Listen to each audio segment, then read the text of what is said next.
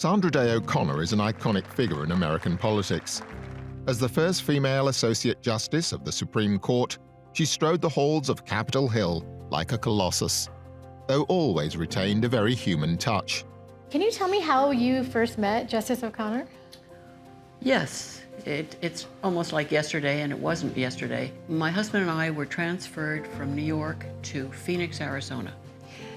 And one of the first people I met was Justice O'Connor on the tennis court. Really? As a friend, I could always count on her. I could always call and say, what do you think we should do about this? And she would always have an answer.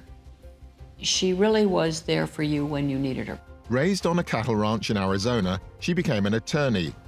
After marriage and a family, she was eventually appointed to the Supreme Court by President Reagan in 1981.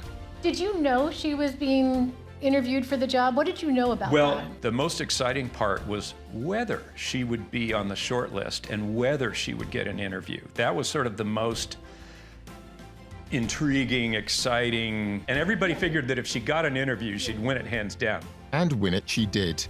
And though she'd later admit that being the first woman justice was a daunting prospect, the appointment was one of her proudest moments. The pictures from that day with her in the Rose Garden, sitting together on two chairs, kind of cocked at an angle for the photographers, talking to Reagan, and she's got the biggest smile you've ever seen, and she's just so excited, and Reagan's having a grand time. And I don't think she'd ever look better than that day. During her tenure, Justice O'Connor became one of the court's most influential figures. Sometimes I'd go to the court when I was in D.C. and see these guys try to argue with her. I don't think so. She was good. She turned out to be such a great ambassador for the court. It was a home run deal.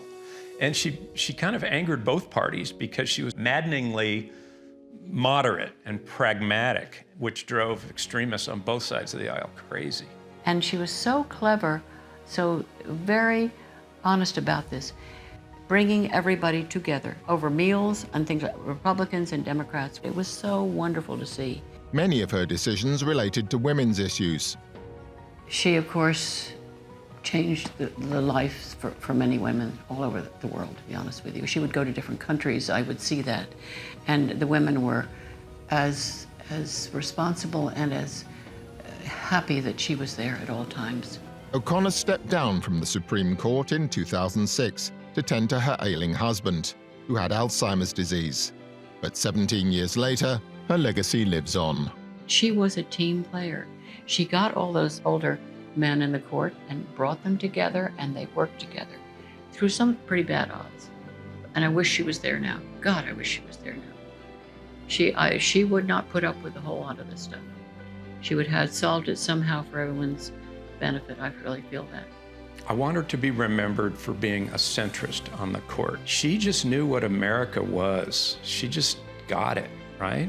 She wasn't an extremist at all. And I think at the top levels of our government, I think you need people that are grounded and centered and are in touch with sort of mainstream America so that we have less screaming and shouting and carrying on and trying to drive it from the fringe. She represented dead center, mainstream, what it was to be American. She got it.